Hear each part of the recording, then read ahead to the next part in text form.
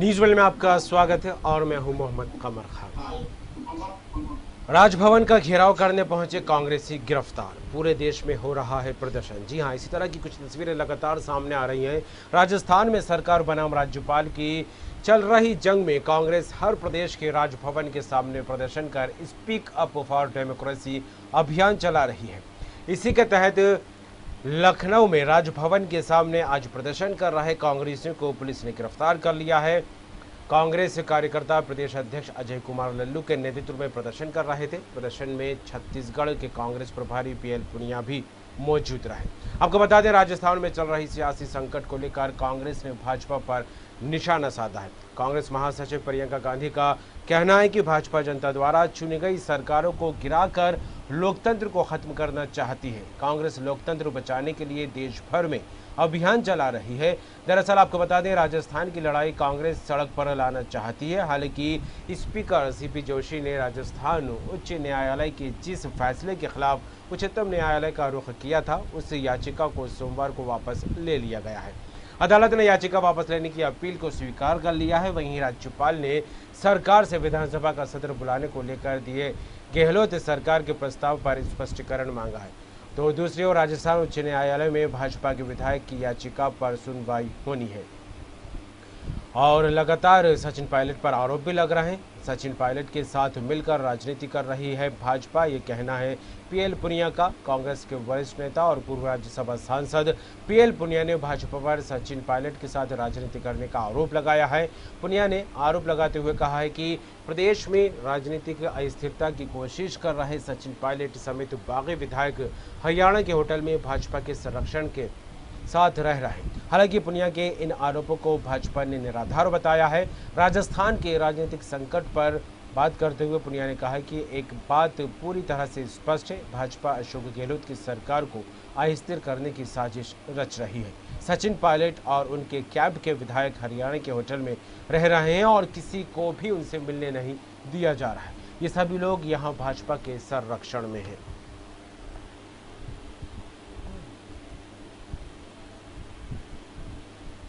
तरह से राजस्थान में लोकतंत्र की हत्या करने का जो प्रयास किया गया है, लगातार हमारे राज्य सरकार द्वारा कैबिनेट का प्रस्ताव करके सत्र बुलाने की मांग की गई, लेकिन राज्यपाल जी ने सत्र नहीं बुलाया है। बीजेपी जिस तरह से खरीद फरोख्त कर रही है, हॉर्स ट्रेडिंग का काम कर रही है, इसको राजस्थान के गौरव की रक्षा के लिए, देश में लोकतंत्र की रक्षा के लिए आज कांग्रेस पूरे देश में राजभवन का घेराव कर रही है।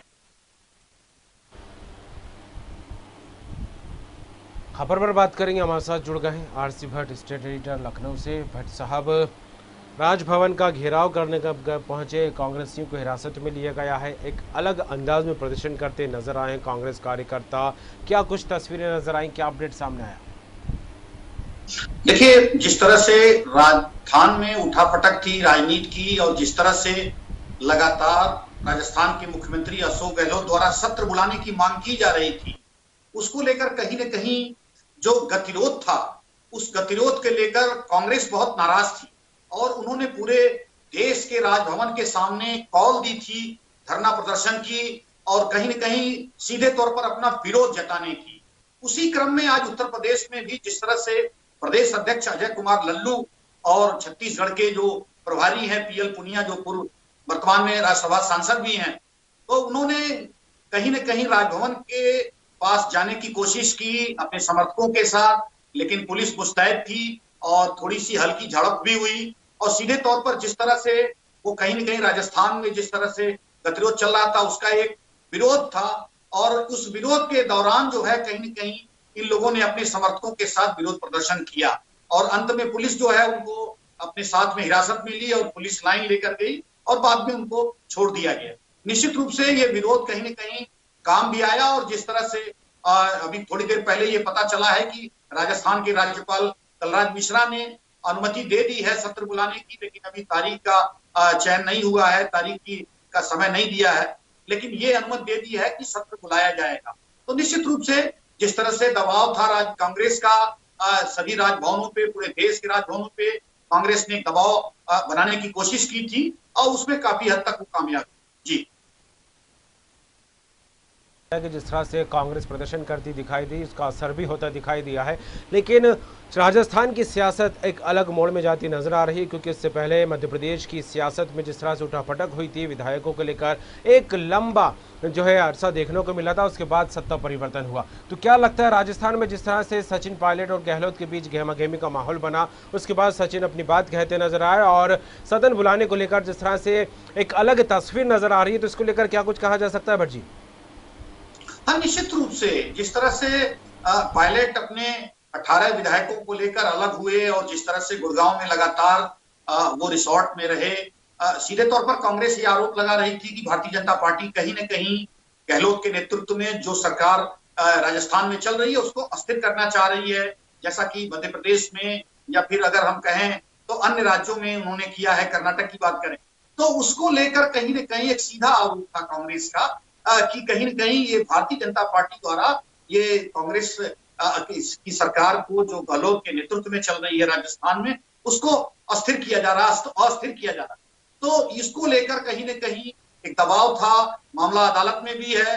लेकिन जिस तरह से राजस्थान के मुख्यमंत्री अशोक गहलोत ने यह कॉल दी थी कि विधानसभा का सत्र बुलाया जाए, अपने विधायकों को लेकर वो धरने पर बैठे थे, लगातार वो राज्यपाल कलराज मिश्रा से मुलाकात कर रहे थे, उनको पत्र दे रहे थे, लेकिन कहीं न कहीं सत्र नहीं बुलाया जा रहा था, क्योंकि सीधे तौर पर कांग्रेस का कहना है कि बहुमत उनके साथ है और सत्र बुलाया जाए तो वो बहुमत साबित भी कर देंगे। तो उसको लेकर जो है ये गतिरोध था और जिस तरह से आज अजय कुमार लल्लू और पीएल पुनिया को हिरासत में लिया गया, लेकिन बाद में उनको छोड़ दिया गया, एक दबाव की बात थी। लेकिन अब कहीं न कहीं राजस्थान के राज्यपाल द्वारा जो है सहमति दे दी गई है, तो निश्चित रूप से गतिरोध भी समाप्त हो जाएगा। बिल्कुल भट्ट जी, एक लंबा सियासी ड्रामा यहाँ पर भी देखने को मिल रहा है मध्य प्रदेश की तर्ज पर राजस्थान में। लेकिन जिस तरह विधायकों को लेकर बात की जाए, क्योंकि बीजेपी पर लगातार आरोप लगते रहे, चाहे मध्य प्रदेश की सत्ता परिवर्तन की बात हो या फिर राजस्थान के सियासी घटनाक्रम को लेकर, ये कहा जाता रहा है कि बीजेपी खरीद फरोख्त के मामले को बढ़ावा देती नजर आ रही है, लोकतंत्र की हत्या करती दिखाई दे रही है, और ऐसा ही कुछ पीएल पुनिया भी बीजेपी को लेकर कहते दिखाई दे रहे हैं। क्या कहें इसे लेकर? हाँ, निश्चित रूप से ये लगातार आरोप कांग्रेस की तरफ से लगते रहे, क्योंकि जिन राज्यों में जो कांग्रेस शासित थी उसमें जब अस्थिरता पैदा हुई और फिर भारतीय जनता पार्टी वहां पे शासन में आई, तो कमोबेश स्थिति कर्नाटक से लेकर मध्य प्रदेश, गोवा और अन्य राज्यों में है और राजस्थान में पहुंची है। तो ये कहीं न कहीं बड़ा दर्द है कांग्रेस का, और सीधे तौर पर कांग्रेस की जो शीर्ष नेतृत्व है वो लगातार आरोप लगा रहे हैं कि भाजपा कांग्रेस शासित राज्यों को अस्थिर करना चाहती है, और उसी के कमोबेश जो जिस तरह से राजस्थान की सरकार पायलट ने जिस तरह से अपने विधायकों को लेकर वो बाहर हुए और एक गहलोत सरकार पर उन्होंने आरोप लगाया, तो उसमें सीधे तौर पर कहीं न कहीं भारतीय जनता पार्टी की संलिप्तता नजर आ रही है। इस तरह का आरोप जो है कांग्रेस का है और अशोक गहलोत का है। लेकिन अब जबकि राज्यपाल द्वारा सत्र की अनुमति दे दी गई है, तो निश्चित रूप से आगे चलकर देखना है कि सारा कुछ फ्लोर टेस्ट के बाद ही पता चलेगा। अगर सत्र में फ्लोर टेस्ट की अनुमति दी जाती है तो निश्चित रूप से आगे चीजें सब साफ हो जाएंगी, और मामला चूंकि अभी अदालत में है और जैसे ही अदालत से कुछ फैसला भी आता है तो हो सकता है और फिर उस पर भी कुछ निर्णायक जो है स्थिति बने। बिल्कुल, आगे क्या कुछ कांग्रेस का रुख होता है बीजेपी किस अंदाज में नजर आती है, देखने वाली बात होगी। लेकिन इस पूरे घटनाक्रम को लेकर देखा जाए, जिस तरह से राजभवन का घेराव करने जब कांग्रेस ही पहुंचे, तो कहीं ना कहीं नियमों की धज्जियां भी साफ तौर पर उड़ती दिखाई दी और सोशल डिस्टेंसिंग का पालन करते यहाँ पर नेता दिखाई नहीं दिए। पुलिस के साथ कहीं झूमा झटकी की तस्वीरें निकलकर सामने आई, इसको लेकर क्या कहें?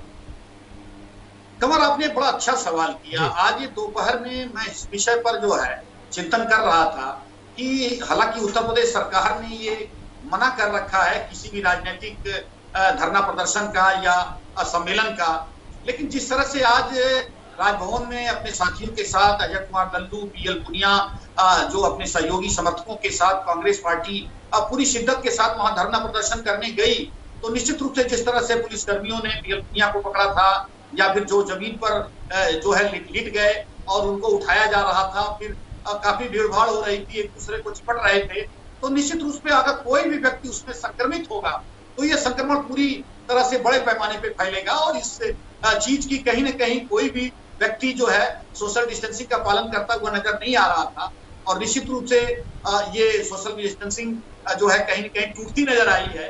राजनीतिक दलों के लोगों को इस बात का ध्यान रखना चाहिए कि अगर वो कोई प्रदर्शन करें, क्योंकि देश में इस समय कोविड-19 के संक्रमण का जो है प्रभाव है, और जिस तरह से उत्तर प्रदेश में भी काफी बड़ी मात्रा में संक्रमण चल रहा है, तो उसमें कहीं न कहीं इन तमाम चीजों से बचना चाहिए और सांकेतिक रूप से अपना धरना प्रदर्शन वो अगर करते तो निश्चित रूप से है कि काफी कुछ हद तक ठीक होता, क्योंकि संक्रमण रोकना इस समय सर्वोच्च प्राथमिकता है। विरोध जताना भी सही है, लेकिन विरोध जताने के लिए आप कोई अन्य रास्ता भी अपना सकते थे, लेकिन धक्का मुक्की, भीड़ भाड़, समर्थकों के साथ ले जाना, राजभवन का घेराव करना और उस बीच में भीड़ इकट्ठी करना और उसके बाद सोशल डिस्टेंसिंग का पालन न करना, तो जाहिर सी बात है कि भीड़ से संक्रमण फैलने का काफी खतरा रहता है। बिल्कुल भट्ट जी, जब इस तरह के मामले सामने आते हैं, जब इस तरह की सामने तस्वीरें आती हैं, तो आम इंसान के जहन में यही सवाल उठता है कि क्या सिर्फ नियम कायदे कानून आम जनता के लिए है, गरीबों के लिए है, नेताओं के लिए नहीं है? क्योंकि इस तरह का जब सोशल डिस्टेंसिंग का खुलेआम धज्जियां उड़ाते जब नेता दिखाई देते हैं, तो संक्रमण की आशंका लगातार बढ़ती दिखाई देती है। बात कोरोना को लेकर जब छिड़ी है, तो कोरोना को लेकर उत्तर प्रदेश की स्थिति को लेकर भी बात कर लेते हैं। भट्ट जी, जिस तरह से लगातार 24 घंटे में आंकड़े बढ़ते दिखाई दे रहे हैं, क्या देखा जाए, क्योंकि शनिवार और इतवार 2 दिन लॉकडाउन का रहा, उसके बाद कितना असर जो उत्तर प्रदेश में देखने को मिला है? देखिए, उत्तर प्रदेश में कोरोना का संक्रमण बहुत तेजी से फैलता जा रहा है। 3,500 से ज्यादा अब तक मरीज आए हैं, 3578 मरीज आज पाए गए हैं। ये बड़ा आंकड़ा है कमर, और अभी तक का ये सबसे बड़ा आंकड़ा है। निश्चित रूप से जिस तरह से ये आंकड़ा बढ़ा है, उसको लेकर कहीं न कहीं ये चिंता का विषय है। लेकिन सरकार जो ये दावा कर रही है कि आज 1,06,000 टेस्ट कराए गए, 24 घंटे में 1,06,000 टेस्ट अभी तक कराए गए, ये भी आंकड़ा कहीं न कहीं चौंकाने वाला है। यानी कि लगातार सरकार टेस्ट का जो आंकड़ा है वो बढ़ाने की कोशिश कर रही है, और 24 घंटे में जिस तरह से ये आंकड़ा निकल के आया है 1,06,000 का, यानी सरकार उस लक्ष्य को पाने की कोशिश कर रही है कि ज्यादा से ज्यादा लोगों की ट्रूटेड मशीनों से या फिर रैपिड टेस्ट किट्स के माध्यम से ज्यादा टेस्ट कराए जाए, और उसका नतीजा ये निकला है 1,06,000 लोगों की जांचें एक दिन में हुई हैं। लेकिन कहीं न कहीं कमर सीधे तौर पर जो मरीजों की संख्या है, निश्चित रूप से वो भी बढ़ती हुई नजर आ रही है। अब 3578 मरीज पाए गए हैं, और सबसे बड़ी बात यह है कि 1456 मरीजों की अब तक मौत हो चुकी है। ये भी एक बड़ा आंकड़ा है। तो जाहिर सी बात है, सरकार को इस पर ध्यान देना होगा, और 26,000 के आसपास मरीज कमर कहीं न कहीं एक्टिव केस है, 42,000 ठीक होकर जा चुके हैं। तो ये जो आंकड़ा है, ये अब निश्चित रूप से आगे बढ़ता जाएगा।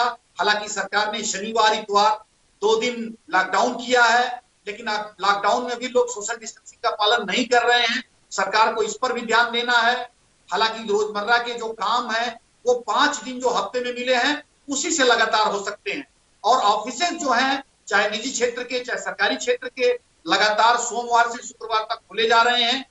लेकिन उसमें भी कहीं न कहीं सरकार ने जो कड़े निर्देश दिए हैं कि लॉकडाउन जब हो तब आप सुरक्षित रूप से अपने घरों में रहिए, लेकिन जब तक आप ऑफिस वर्क में आप काम करिए तो निश्चित रूप से सोशल डिस्टेंसिंग का पालन करिए, सैनिटाइजेशन की व्यवस्था करिए। ये तमाम व्यवस्थाएं जो है सरकार ने की है, लेकिन कहीं न कहीं इसके लिए जागरूकता की आवश्यकता है और लोगों को जागरूक होना पड़ेगा। जी,